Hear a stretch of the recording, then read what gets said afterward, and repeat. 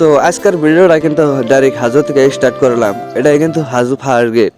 আর আমরা গেতে আছি গুয়াহাটি। আর গুয়াহাটি যায় না টাইমে যে জসিম ভাইয়ের লগে আর আমার লগে যে এমনি একটা ঘটনা ঘটবো, তো আমরা কিন্তু জীবনেও ভাবি নাই যে বেহান আঙ্গ লগে এমনি একটা ঘটনা ঘটবো।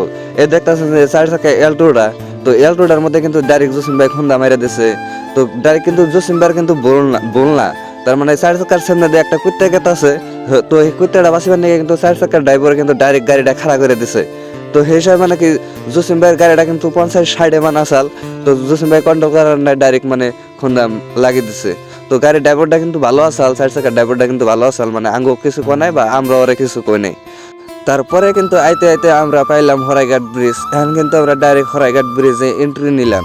আর যেহেতু গুয়াহাটি আছি যদি হরাইঘাট ব্রিজ না দেখাই তাহলে বিষয়টা কেমন জানি দেখান যায়। তো হিসাবে মানে ভাবলাম যে হরাইঘাট ব্রিজটা মানে অল্প আমার দর্শক দেখে দিই। আর দেখতে পাচ্ছেন যে এটা হলো পুরান হরাইঘাট ব্রিজ আর নতুনটা হলো অম্বুরে। আর নতুনটার চেয়ে কিন্তু পুরানটাই মানে ভাল লাগে, খালি আমার কাছে না ব্যাকের কাছে মানে পুরানটাই ভাল লাগে।